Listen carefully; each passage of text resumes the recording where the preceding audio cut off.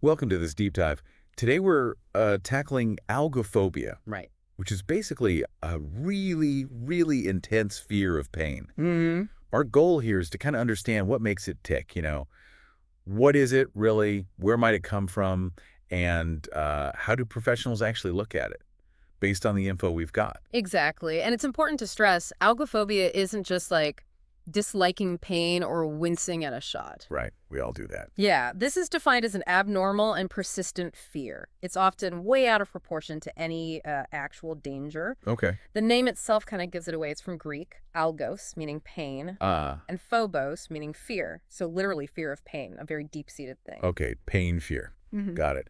And we've seen mentions that ways to manage it might include behavioral therapy, Makes sense for a phobia. and maybe anti-anxiety meds sometimes. Yes, those are potential avenues. But the really interesting part, I think, is how this fear might actually start. Yeah, let's get into that. Is it something you're born with or? Well, that's what's fascinating. According to behavioral psychologist Sabino Mehta, it can actually be a learned behavior. Learned. How so? How do you learn to be intensely afraid of pain, maybe even pain you haven't felt yet? Well, think about it this way. Take an elderly person, for instance. Okay. Maybe they haven't had major health issues themselves, but they're constantly hearing their friends talk about, aches, pains, surgeries, chronic discomfort. Yeah. You hear those stories. Exactly. So over time, just being exposed to all these negative accounts of pain, even if it's secondhand, vicariously, Right. they might start to anticipate those kinds of things happening to them. And that anticipation builds into a real, genuine fear of future pain. It's like their brain is practicing feeling bad. Okay. That paints a pretty clear picture. So it's not necessarily direct experience. Not always, no. And then the information we looked at also touches on a possible link to something called hyperalgesia. Hyperalgesia. Okay, what's that about? So hyperalgesia basically means having an increased sensitivity to pain. Like things hurt more than they should. Kind of, yeah. Or normal painful stimuli feel much more intense.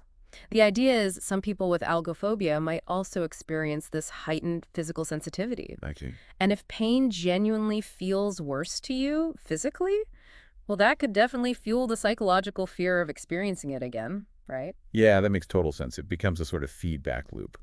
The fear and the physical sensation reinforcing each other. Precisely. So, okay, if someone has this intense fear, how do mental health folks figure out if it's actually algophobia versus just, being reasonably cautious about getting hurt? That's a really important distinction. Are there specific tools? There are. Our sources point to one specifically, the Fear of Pain Questionnaire. It's actually in its third version now, the FPQ-3. FPQ-3, okay. It's basically a mental health screening tool designed to measure not just if someone fears pain, but the level and maybe even the type of fear they have around it. So a standardized way to gauge how much this fear impacts someone's life, is it considered like a reliable measure? Seems to be. The Journal of Behavioral Medicine reported on this actually way back in 1998. Oh, wow. Okay. Yeah, they found it has good internal consistency, meaning the questions all seem to measure the same core thing, that fear of pain, Right. and also good retest reliability. So if someone takes it again later, assuming their condition hasn't drastically changed, their score should be pretty similar. It's stable. Okay. Good to know. hmm So wrapping this up then, the main takeaway seems to be that algophobia is, well, it's more than just not liking pain. It's a significant diagnosable fear. Definitely. It can potentially come from learned experiences, maybe even just hearing about others' pain. And it might be linked to actually feeling pain more intensely. And importantly, there are ways to assess it, like that FPQ-3. Right. Tools to understand it better. Exactly. It shifts it from just, oh, they don't like pain, to recognizing, okay, the sphere itself might be causing real disruption in someone's life. And seeing that is key. So here's something maybe for you, the listener, to think about. We all have a natural aversion to pain, right? A healthy respect for things that could hurt us. Sure. Self-preservation. But where do you draw the line? When does that sensible caution, that anticipation of potential harm, tip over into something that feels, well, maybe overwhelming Right. or controlling? Yeah. When does it start looking like algophobia? That's a really interesting question to ponder. Definitely something to think about. Thanks for digging into this with us today.